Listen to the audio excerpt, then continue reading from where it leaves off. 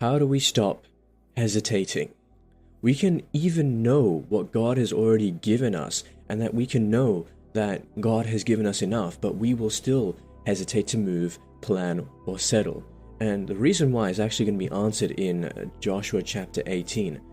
Often the delay is not a lack of promise, but rather a lack of initiative.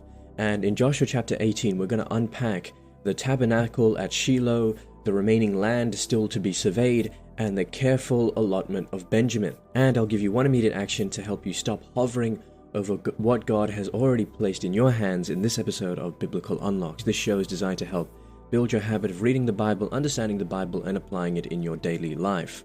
If you enjoy episodes like this, please consider following and rating the show. It's free, it helps you out a lot, and you can always change your mind later. And now, let's get a little bit of context into Joshua chapter 18.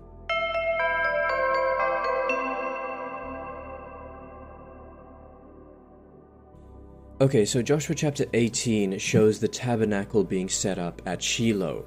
But 7 tribes still have not taken their inheritance, and Joshua rebukes their delay, and he sends surveyors to map the remaining land, and then the territory of Benjamin is allotted. So this chapter is going to be about the transition from wilderness movement to settled responsibility. God has given the land, but the people still have to go in, measure it, and live in it. So that's what I was talking about when we were considering initiative and God's promise.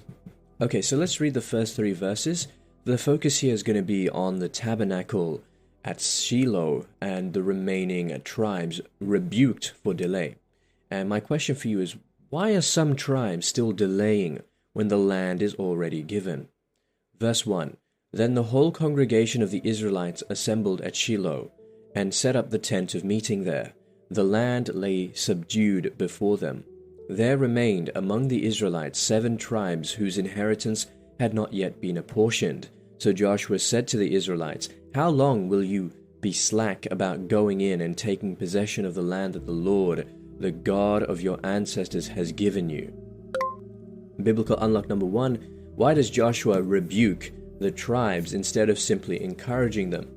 And the reason is because delaying is actually or can be equivalent to disobedience in the sense that it can evolve into that. So the land is already before them, but they're behaving as if it is safer to wait as opposed to moving. So Joshua's rebuke shocks them out of their passive way of life.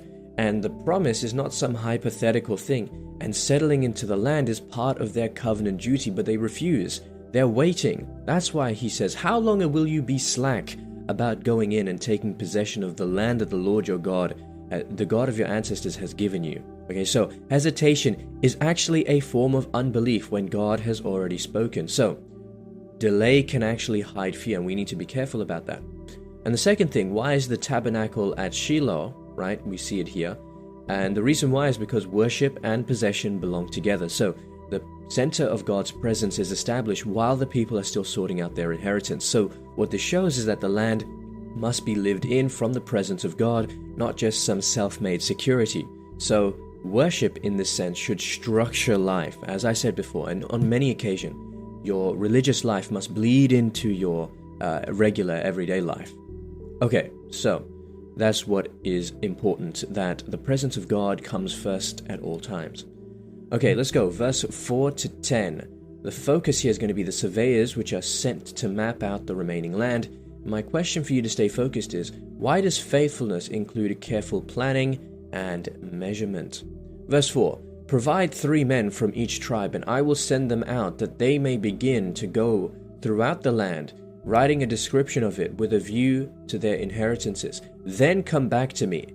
They shall divide it into 7 portions, Judah continuing in its territory on the south, and the house of Joseph in their territory on the north. You shall write a description of the land in 7 divisions, and bring the description here to me. And I will cast lots for you before the Lord our God.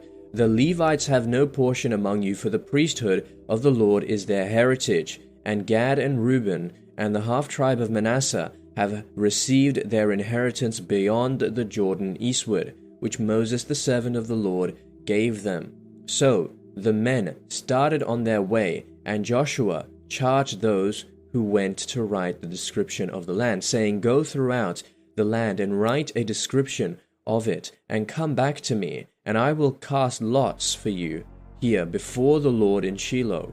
So the men went and traversed the land, and set down in a book a description of it by towns in 7 divisions. Then they came back to Joshua in the camp at Shiloh, and Joshua cast lots for them in Shiloh before the Lord. And there Joshua apportioned the land to the Israelites, to each a portion. Okay, biblical unlock number 1. Why do they need to send men to survey the land instead of just dividing it by their particular feelings? The reason is obvious, right? It's because faith is not some vague affair.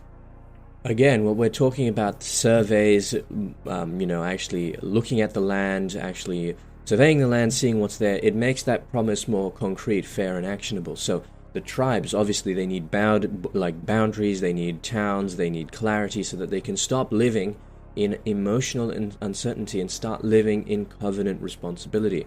So again, it's all about that order. Order is a part of wisdom, and careful planning, that is an act of trust. And furthermore, Joshua said, basically, how long will you be slack, right?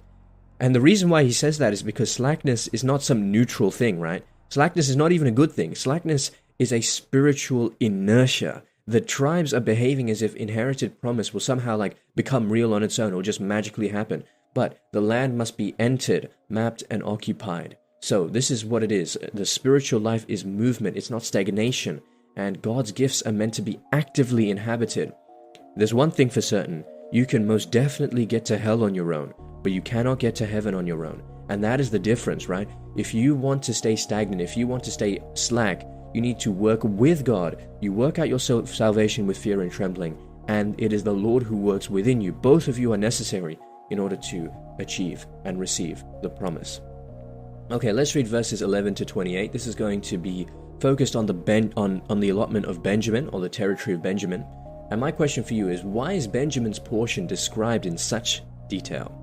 Verse 11, the lot of the tribe of Benjamin according to its families came up, and the territory allotted to it fell between the tribe of Judah and the tribe of Joseph. On the north side, their boundary began at the Jordan. Then the boundary goes up to the slope of Jericho on the north, then up through the hill country westward, and it ends at the wilderness of Beth-aven. From there the boundary passes along southward in the direction of Luz, to the slope of Luz, that is Bethel. Then the boundary goes down to Adaroth Adar, on the mountain that lies south of lower Beth Horon. Then the boundary goes in another direction, turning on the western side southward from the mountains that lies to the south opposite Beth Horon, and it ends at Kiriath Baal, that is Kiriath Jearim. A town belongs to the tribe of Judah. This forms the western side. The southern side begins at the outskirts of Kiriath Jearim on the west, and the boundary comes out at the spring of the waters of Nephtoah. Then the boundary goes down to the border of the mountain that overlooks the valley of the son of Hinnom, which is at the north end of the valley of Rephaim, and it then goes down to the valley of Hinnom, south of the slope of the Jebusites, and downward to En-Rogel.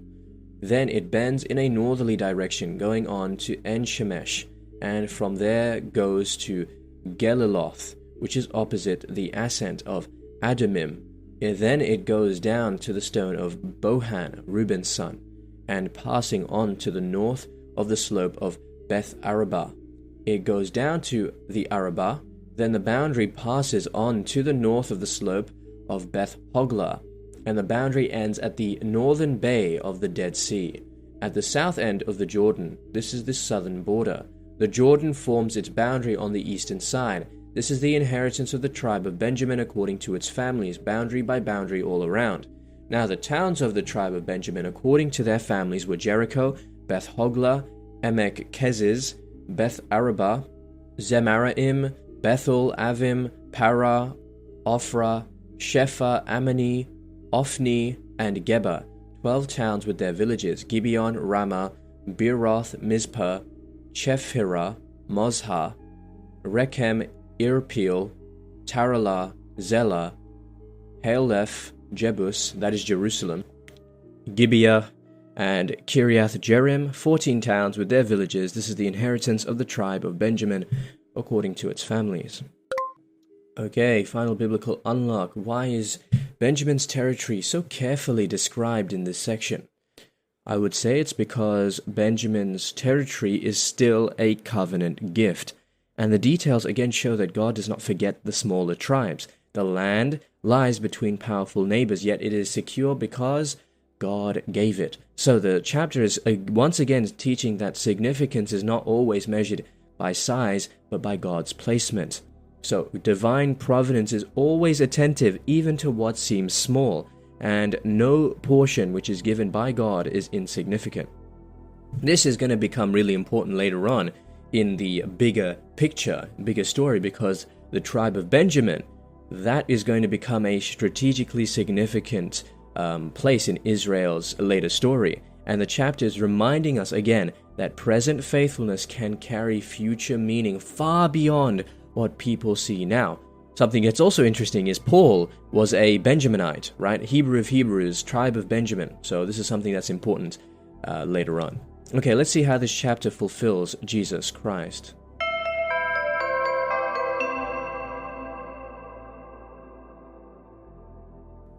So, Joshua chapter 18 shows a people who have to stop drifting and start possessing. In Christ, that becomes a picture of discipleship. God's people are not meant to hover forever in spiritual decay. Jesus gathers a people around himself, gives them their place, and calls them to move from passive waiting into active obedience. Shiloh's center and Benjamin's portion both remind us that God's gift must be lived from the place of his presence. As we read in Hebrews chapter 4 verse 1, "Therefore, while the promise of entering his rest is still open, let us take care that none of you should seem to have failed to reach it." So again, what does this mean? It means that Joshua 18's warning and hope is present even throughout the New Testament. The promise is real, but we must not come short through our delay, okay, through our spiritual laziness.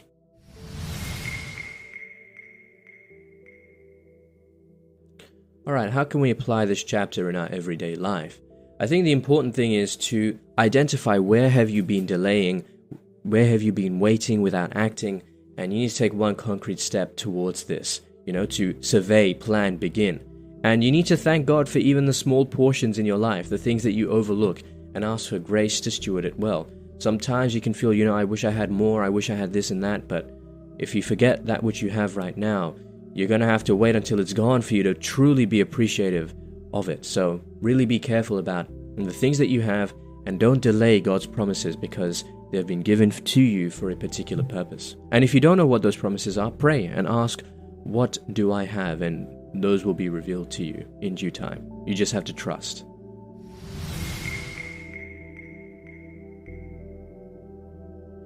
Alright, so that's it for this episode of Biblical Unlocked. We learned that delay can become a spiritual problem when God has already given the promise, that worship at Shiloh anchors the land in God's presence, that surveying the land is part of faithfulness, not a lack of faith, that Benjamin's small portion shows that God remembers every tribe, and that settled life requires initiative, clarity, and courage. Next time, we're going to move from delayed inheritance to the practical dividing of the land in Joshua chapter 19. We'll unpack the remaining tribal allotments, the cities of refuge, and how ordered inheritance protects the whole people. You don't want to miss it. So that's it for this episode of Biblical Unlocks. If you enjoyed this episode, please feel free to rate the show and follow. It's free, it helps me out a lot, and you can always change your mind later. Otherwise, just have a blessed day. And remember, if you're not in your word, you're in your feelings. Godspeed.